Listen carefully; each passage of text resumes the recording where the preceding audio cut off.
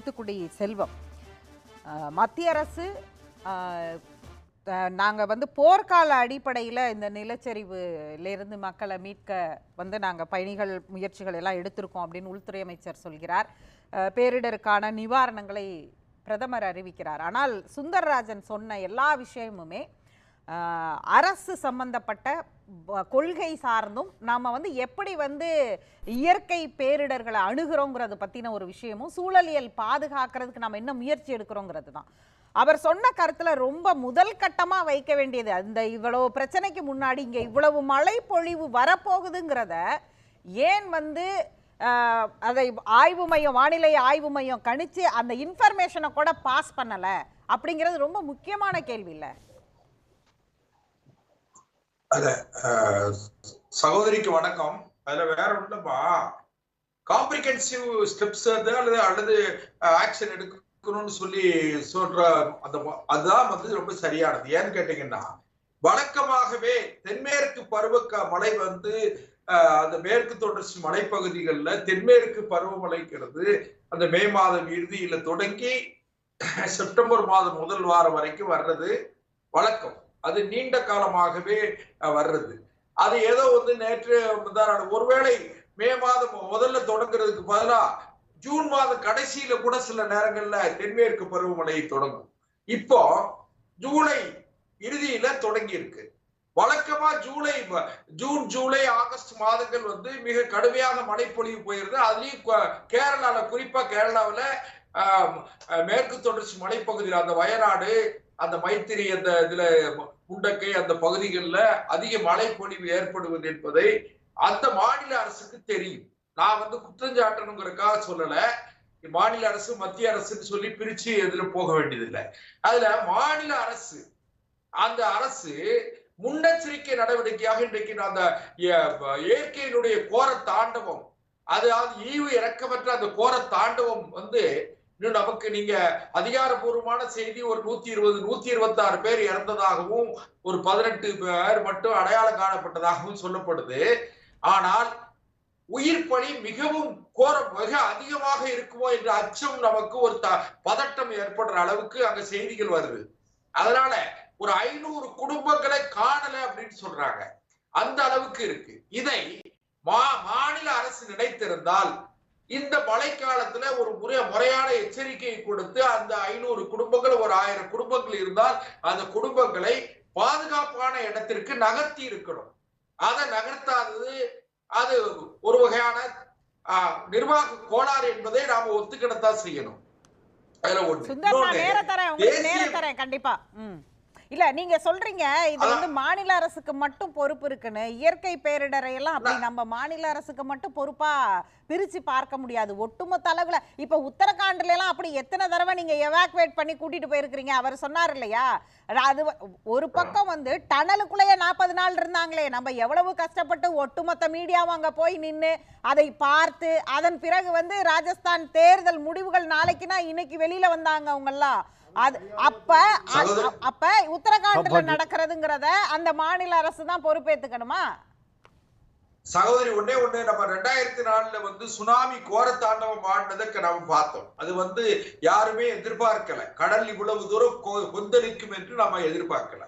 இப்படி கோர தாண்டவத்தை இயற்கை நடத்துகிற பொழுது, மிருகத்தனமான தாக்குதலை இயற்கை நடத்தும் பொழுது யாராலையும் எதுவும் பண்ண முடியாது. அதே நேரத்துல மாநில அரசு தன்னுடைய பொறுப்பில் இருந்து கொஞ்சம் கவனக்குறைவாக இருந்திருக்கிறார்கள் என்பதையே நம்ம ஒத்துக்கிட்டதான் செய்யணும். இன்னும் கூட கேட்டீங்கன்னா, ராகுல் காந்தி கேட்டாரு, கிளைமேட் சேஞ்ச பத்தி என்ன புரிதல் இருக்கு, அதுக்கான அலோகேஷனே பண்ணவே இல்லையேன்னு கேட்டாரு. அப்ப மாநில அரசுக்கு புரிதல் இல்ல. உங்க குற்றச்சாட்டு, உங்க கேஸ் அவங்க மேல எழுதினதாவே இருக்கட்டும். கேரளா அரசு மேல நீங்க எழுதி இருக்கிறது, உங்க மேல எதிர்கட்சி தலைவர் எழுதி இருக்கிறார்கள். அதுக்கு என்ன பதில்? நீங்க கிளைமேட் சேஞ்சுக்கு என்ன பட்ஜெட் அலோகேட் பண்ணிருக்கீங்க? ஏன் போன முறை வயநாட்டுல வந்து அறிஞர் ராகுல் காந்தி அவர்கள் தானே வந்து வயநாடு தொகுதியுடைய நாடாளுமன்ற உறுப்பினராக இருந்தாரு. அவர் இன்னும் கொஞ்சம் சிரத்தை எடுத்து மத்திய அரசாங்கத்தினுடைய கவனத்தை தன் பக்கம் ஈர்த்து இந்த வயநாட்டு மக்களுக்கு ஒரு அதுவும் நடந்துச்சு. ஒரு நிமிஷம் நோன்னு கேளுங்களேன். இதுல வந்து அரசியல் ஆக்க வேண்டாம் சார். சரி விடுங்க, அந்த இடத்துல ராகுல் காந்தியே இல்ல. XRY MP அந்த பகுதி என்னுடைய தொகுதி வந்து ரொம்ப மோசமா இருக்கு, நீங்க வந்து உடனே பாருங்க அப்படின்னு வந்து சொன்னா மட்டும்தான் மத்திய அரசுக்கு வந்து இத பத்தி தெரிய வருமா என்ன? வந்து ஒரு குறிப்பிட்ட பகுதிக்கான பிரச்சனை இல்லல்ல, ஒட்டுமொத்த இந்தியாவுடைய பிரச்சனை இல்ல. இவ்வளவு பெரிய கோரத்தாண்டவம் இதுவரை கேரளால நடக்கல. இவ்வளவு பெரிய சுந்தர் கேட்டாரு, 2 அறிக்கையை வாங்கி வச்சிருக்கீங்க, அந்த 2 அறிக்கையை ஏன் இம்ப்ளிமெண்ட் பண்ணல? அது மேல எடுக்கப்பட்ட நடவடிக்கைகள் என்ன? மாதவ் காட்கில் அறிக்கையா இருக்கட்டும், கஸ்தூரி ரங்கன் கமிட்டி கொடுத்த அறிக்கையா இருக்கட்டும், அதுல வந்து என்ன நடவடிக்கை மத்திய அரசு எடுத்திருக்குது? அதற்கான திட்டங்களை தயாரித்து கொண்டிருக்கும். 2004 வரும்னு சொல்லி 4 டிசம்பர்ல வந்த அந்த சுனாமியை வந்து 2004 டிசம்பர் 16ஆம் தேதி நடை சரியா இருந்தா 15ஆம் தேதி வரைக்கும் நாம யோசிக்கவே இல்லை. இப்படி ஒரு நிகழ்வு நடக்கும்னு யோசிக்கல. அதே மாதிரி இன்னைக்கு ஜூலை 30ஆம் தேதி 29ஆம் தேதி நள்ளிரவு 2 மணிக்கு இவ்வளவு பெரிய கோரத்தாண்டவம் நடக்கும்னு சொல்லி யாருமே கனவு கண்டிருக்க மாட்டாங்க. அந்த மக்கள் வந்து அந்த உழைக்கிற மக்கள் 13 வருஷம் கிட்டத்தட்ட உங்க ஆட்சி தான் இப்ப 14க்கு அப்புறம் நடக்குது. நீங்க பண்ணிருந்திருக்கலாமே சார். அதை செய்திருந்தால் இப்ப அந்த பகுதி வந்து அந்த பகுதியில மக்களே வாழ்ந்திருக்க மாட்டாங்க. இன்னைக்கு நிலைச்சரிவுல போய் அவங்க மாட்டே இருக்க மாட்டாங்க. நீங்க கராரா நடவடிக்கை எடுத்தீங்கன்னா இல்ல, நீங்க மத்திய அரசு மேல பழிய போட்டுட்டு மாநில அரசினுடைய அந்த பொறுப்பை நீங்க வந்து மத்திய அரசின் மீது போட்டு அப்படி பேசுங்க. அதாவது மத்திய அரசுக்கு சுந்தரம் அப்படிதான் சொன்னாரு. 50-50 2 பேர் மேலயும் கேஸ் சார். அதாவதுமா மத்திய அரசுக்கு முறையாக மத்திய அரசுக்கு தகவல் அனுப்பி அல்லது மத்திய அரசு இடத்துல முறையிட்டு மெட்ரோலஜி டிபார்ட்மெண்ட் தகவல் அனுப்பணும் எதை சொல்றாரு? மாநில அரசுக்கே தகவல் மெட்ரோலஜிக்கல் டிபார்ட்மெண்ட் தான் கொடுக்கணும். அதுல துல்லியம் இல்லைங்கிறதான் இப்ப கருத்து. சென்னை பெருவெள்ளத்தின் போதும் இந்த பிரச்சனை வந்தது, அப்பயும் மெட்ரோலஜிக்கல் டிபார்ட்மெண்ட் இப்படிதான் இருக்கு. இன்னும் அதை அப்டேட் பண்ணாமே இருக்கிறாங்கிற குற்றச்சாட்டெல்லாம் வந்தது. நிறைய நிபுணர்கள் எழுதியிருக்காங்க அதை பத்தி. இன்னும் கூட நாம அதுல வந்து முழுமையடையாம இருக்குங்கிறதுலாம் மாறுபட்ட கருத்து இல்ல. அதே நேரத்துல மாநில அரசினுடைய பங்களிப்பை நீங்க முழுமையா விட்டுட்டு வழக்கமாக மழைப்பொழிவு நீங்க புதுசா இல்ல, வழக்கமாக ஒவ்வொரு ஆண்டும் ஜூன் மாதம் ஜூலை மாதம் மிக கடுமையான சுந்தரராஜ் அவர் சொன்ன மாதிரி மழைப்பொழிவு ஏற்படுது. அப்ப மாநில அரசு எடுக்க வேண்டிய முன்னெச்சரிக்கை நடவடிக்கை எடுக்கலங்கிறத நீங்க வந்து லெனின் வந்து சாமர்த்தியமா கடந்து போறாரு. மத்திய அரசு மேல மட்டும் அப்படிங்கறதுக்காகவே பேசிட்டு தான் அது நியாயம் கிடையாது. இனிமேல் செல்வன் ஒரு விஷயம் சொன்னேன். நான் கேரளா அரசு மேலே குற்றச்சாட்டு வச்சேன். நான் பேசும்போது நான் ஒரு கேள்வி கேட்கிறேன். மாநில அரசுக்கு உங்களுடைய வானிலை அமைப்பு வந்து கூப்பிட்டு எப்போ 50 சென்டிமீட்டர் மழை பெய்ய போது நடவடிக்கை எடுன்னு சொல்லியிருந்தீங்கன்னா அவங்க மக்களை வெளியேற்றி கொண்டு வந்து வைக்கலாம், நீங்க அப்ப குற்றச்சாட்டலாம். இந்த மாதிரி நாங்க சொன்னமே நீ ஏன்டா கேட்கல, மக்களை வந்து வெளியேற்றி கேட்கலாம். நீங்க தான் எதுவுமே சொல்லலையே. அவங்க என்ன பைத்தியமா பிடிச்சிருக்கு போய் எடுத்து வந்து இது பண்றதுக்கு, நம்ம வந்து சும்மா இருக்க மக்களை வந்து வெளியே கூட்டுறதுக்கு அவன் வந்து சும்மா நீங்க வந்து ஒரு எச்சரிக்கை பண்ணாம 50 சென்டிமீட்டர் மழை பெய்யும் சொல்லாம அவங்கள போய் ஏன் வந்து வெளியே கூட்டுறது அவசியம் இருக்குது? அவங்களுக்கு வந்து ஏன் நடவடிக்கை எடுக்கிறாங்க? அவன் நடவடிக்கை ஏன் எடுக்கணும்? 2வது முக்கியமான விஷயம், வானிலை அமைப்பு அதன் பொறுப்பிலிருந்து முழுவதுமாக தவறிவிட்டது என்பதை நாம் ஏற்றுக்கொண்டுதான் ஆக வேண்டும். அது நீங்க வந்து அவங்க எக்ஸ்ட்ரீம் வார்னிங் கொடுத்திருந்தும் கேரளா அரசு அது செய்யலை அப்படின்னா நீ குற்றம் சாட்டுறது சரி. கேரளா அரசு வேற குற்றச்சாட்டு வைக்கிறோம், அது நானே வச்சேன். ஆனா நீங்க சொல்ல எப்படிமா கேரளா முழுமையா குற்றச்சாட்டலாம்? வானிலை அமைப்பு வந்து 40 சென்டிமீட்டர் மழை பெய்யும் சொல்லிருச்சுப்பா, நீங்க ஏன் மக்களை வெளியேற்றலன்னு கேட்டீங்கன்னா அது வந்து நியாயம். நீங்க எதுவுமே சொல்லாம அவங்க ஏன் மக்களை வெளியேற்றல, அவங்க நீங்க எதுவுமே சொல்லாம எப்படி மக்களை வெளியேற்ற முடியும்? என்ன தரவு இருக்கு அவங்க கிட்ட? அவங்க என்ன சொன்னீங்கல்ல, அதாவது வந்து வானிலை சொல்லி இருக்கணும். இந்த கேள்வி ஒவ்வொரு முறை லெனின் கூட அதை இங்க சுட்டி காண்பித்தார். ஒவ்வொரு முறையும் சரியான தகவல், இங்க நம்மள்ட்ட தகவல் டேட்டா கிடைக்கிறதுக்கான டெக்னாலஜி. ஏன்னா நீங்க குறிப்பிட்டது மாதிரி 2015 நீங்களும் நானுமே பேசி இருக்கிறோம். இன்சாட் 2B இன்சாட் 2Aன்னு நிறைய செயற்கைக்கோள்கள் வானிலை ஆய்வுகளுக்காகவே பிரத்யேகமா சேட்டலைட்டுகள் அனுப்பப்பட்டுச்சு.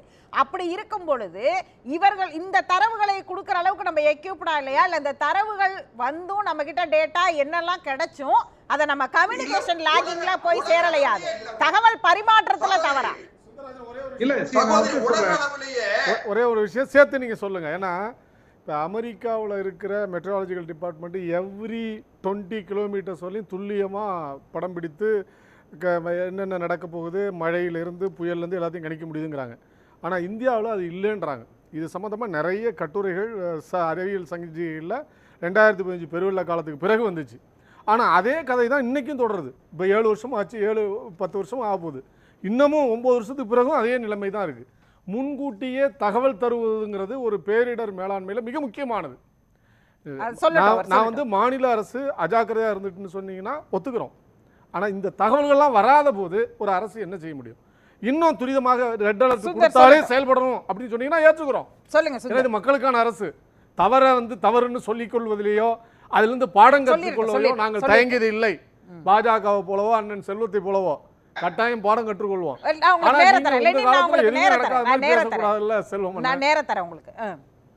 இல்ல நான் இங்க அடிப்படையில் சொல்ல விரும்புவது, அரசுகள் நான் வந்து பொதுவாக தான் நான் குற்றச்சாட்டு சாட்டேன். ஒன்றிய அரசும் சரி மாநில அரசும் சரி குற்றச்சாட்டு தான் வச்சோம். ஆனால் இங்கே நான் கூடுதலாக சுட்டி காட்ட வேண்டிய பொறுப்பு ஒன்றிய அரசுக்கு இருக்குது. ஏன்னா ஒரு நேஷனல் லெவல் வெதர் மாடலிங் வந்து மாநில அரசு செய்ய முடியாது. அவங்க அளவுக்கு செஞ்சுக்க முடியும். இப்போ தமிழ்நாட்டில் வந்து அண்ணா யூனிவர்சிட்டியில் வந்து ஒரு கிளைமேட் ஸ்டுடியோ இருக்குது. தமிழ்நாட்டில் எந்த வகையான சின்ன சின்ன விஷயங்கள் செய்ய முடியும் நம்மளால செஞ்சுக்கிட்டு இருக்காங்க, செய்கிறோம். ஆனால் ஒரு நேஷனல் ஃபேக்டர்ஸ் இன்னும் நம்மளை தாண்டி மாநிலங்கள் தாண்டிய பொது விஷயங்கள் தான் நம்முடைய மழைப்பொழிவையும் புயலையும் தீர்மானிக்குது. அப்போ அதை செய்ய வேண்டிய பொறுப்பு வந்து ஒன்றிய அரசு தான் வந்துருக்குது. அப்போ இந்த ஐஎம்டியோட ஃபோர்காஸ்ட் ஏன் வரலன்னு முதல் விஷயம் நம்ம கேட்கணும். ஐஎம்டி வந்து ஏன் எக்ஸ்ட்ரீம் ரெயின்ஃபாலை ப்ரெடிக்ட் பண்ணல? தூத்துக்குடியில் பெய்த மழையை வந்து நான் வந்து ப்ரெடிக்ட் பண்ணல. நம்ம கண்கூட பார்த்து பேசணும். அப்போ 2023 டிசம்பரில் ஐரோப்பிய மாடலும் சரி அமெரிக்க மாடலும் சரி 90 சென்டிமீட்டர்ஸ் மழை பெய்யும் சொல்லி அவங்க கொடுத்துட்டாங்க. ஆனால் நம்ம ஐஎம்டி வந்து 20 சென்டிமீட்டர்ஸ் மழை பெய்யும் சொல்றாங்க. இவங்களுக்கு தெரிஞ்சதா என்ன தெரியுமா? மிதமானது முதல் கனமானது வரை தமிழகத்தின் கடற்கரை மாவட்டங்களில் இப்படிதான் சொல்லுவாங்க. தமிழ்நாட்டில் 14 மாவட்டம் இருக்குப்பா கடற்கரை மாவட்டம். எந்த ஊர்லப்பா மழை பெய்யும்? மிதமானதெல்லாம் என்ன, கனமானதுனா என்ன? இதெல்லாம் நாங்க 15 வருஷமா சொல்லி தவிச்சு தான் போறோம். அதாவது நீங்க யூஎஸ்ல போயிருங்கன்னா ஒரு வாட்ஸ்அப் மெசேஜ், அதாவது ஒரு எஸ்எம்எஸ் வரும். என்ன எஸ்எம்எஸ் தெரியுமா? இந்த மாதிரி நீங்க இந்த இடத்துல வந்து இறங்கியிருக்கீங்க, இந்த ஊர்ல வந்து 3.25 இருந்து 5.25 வரைக்கும் 3.2 மில்லிமீட்டர் மழை பெய்யும்னு ஒரு மெசேஜ் உங்களுக்கு வந்து வரும். இந்த அளவுக்கு நம்மளால கணிக்க முடியுது. அந்த அளவுக்கு தொழில்நுட்பம் வந்துருச்சு.